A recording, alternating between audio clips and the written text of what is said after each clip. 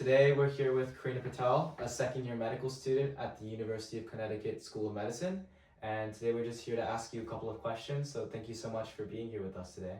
Awesome. Hi, everyone. It's great to be here with you guys today. I'm excited to chat with you all. So Karina, what inspired you to choose medicine? That's honestly a great question, and I think something I've been asked throughout my entire career in education. I, funnily enough, wasn't actually thinking about medicine when I was younger. I saw my parents working really hard in the medical field, and I wasn't sure that I wanted that life for myself. But as I grew up and I shadowed, a bunch of different doctors in cardiology, psychiatry, even in the OR and stuff, I really found myself liking the science of it all. I really liked bio, understanding things at a kind of micro level, and then also understanding how to make diagnoses with patients. But on top of it all, there was a connection that you were able to establish with each person you enter a room with. And just being able to meet multiple people on the day-to-day, chat with them, learn more about people's life stories, and figuring out where you as a doctor can kind of fit into that and treat a patient, obviously treat the disease, but treat the patient as your main goal. I think that provides a level of gratification that no other career really provided. So which part of the medical field are you intending to pursue after you graduate? So right now I'm a second year of medical school, which means I have a couple more years to kind of decide where I want to be. And to be fairly honest, I haven't fully decided yet, which is totally normal at this point in time. A lot of my friends are considering primary care specialties like family medicine, even things like obstetrics and gynecology. For me, I want a little bit of a blend of surgery or something procedural with more like outpatient care, so seeing people in a non-emergent situation or setting. And so for me, I've been considering a field like ophthalmology, which is eye surgery, where you treat people's cataracts when their lenses get really cloudy and foggy later in life, as well as a bunch of other eye diseases. And it's just a very generally interesting field to me, both in terms of the theory of it all and the really cool high-tech procedures that happen. But I've also been considering other fields like gastroenterology, so the whole digestive system, the physiology of it was really interesting to me. And people do a lot of great things working with people with inflammatory bowel disease like Crohn's or ulcerative colitis, either one. And that's also pretty interesting to me too. But I'm also just trying to keep my doors open. So we'll see as I begin my third year, start rotating between different hospital departments and clinics, what maybe interests me the most. Wow, that's a great explanation. Thank you. It's so interesting. Thank you so much. What's one piece of advice that you would give to pre-med students? It's a great question. I think now being in medical school, the one thing I would say is to build good habits before you get there.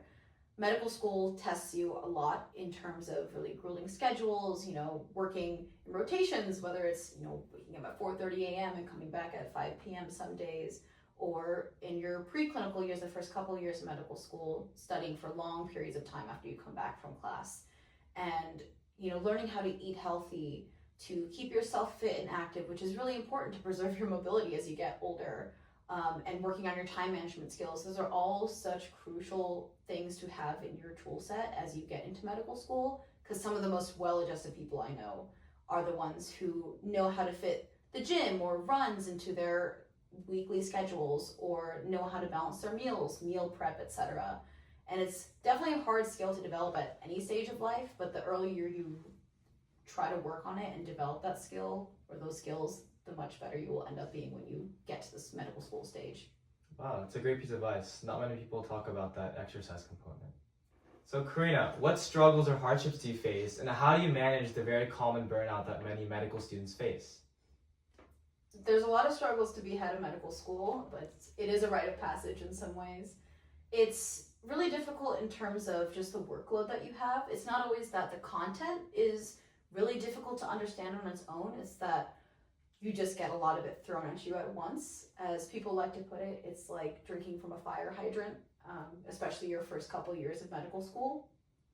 So it's really, again, working on time management skills, learning how to segment your day so that you come home from classes your first couple of years, you make sure you study for a few hours, and then you have a good cutoff time, say 6 p.m., so that you can make your dinner, hang out with friends, do other hobbies that you really enjoy doing to really stave off that burnout, because the more you let school really invade your personal life and the time that you need to take for yourself, the more likely you are to burn out. And it's a very, very hard balance to strike, especially as you enter your third and fourth years when you go through rotations and you're working essentially the full day, coming home and still studying. But again, with good time management skills, you'll be able to kind of offset whatever difficulties you start having as you enter medical school. I really like that piece of advice. I think time management is a very crucial part of not just a medical student's life, but also in just everyone's life. So tell me, have you ever had any doubts about pursuing medicine? That's a question that we don't really talk about enough, at least in this stage of our education. I know a lot of doctors have mentioned their previous doubts in pursuing medicine, but in medical school especially, and even as a pre-med before this point, there's a lot of imposter syndrome that I've gotten, that my friends and other peers have gotten. You see a lot of people's accomplishments, whether it's on social media or just hearing about it through your email inbox every day. And it's very easy, especially when you maybe fall behind a little bit, don't do as well on the exam as you had hoped, to feel like you are less than. And that is not true. It's unfortunately a rite of passage for a lot of students, and everyone goes through it. It's a matter of understanding that you are inevitably going to make mistakes. I know I'm going to continue making mistakes through my rotations, through residency and beyond, but it's really important to be resilient, to bounce back from those mistakes and still learn from them. Make sure I don't continue to make those same mistakes, and understand that I will be successful by continuing to work hard, and that I deserve to be here in medical school, and so do the rest of my peers. Exactly, and it's really important to address that point, as a lot of people, a majority of people actually, have a lot of trouble in identifying and being able to carry out that passion, and it's really important to be able to navigate any doubts that you eventually have while in medical school. Yeah, it's a very trying path, so again, very important to know. Exactly. Thank you so much, Karina, for coming out here and joining us.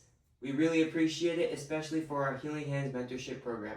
Of course, I'm super happy to have been here and been able to talk with you both today. Yeah, thank you so much. Hey everyone, thank you for watching our video. For more information, check out the link in the description at healinghandsmentorship.org. Click the link down below for our student interest form, or click here for more videos.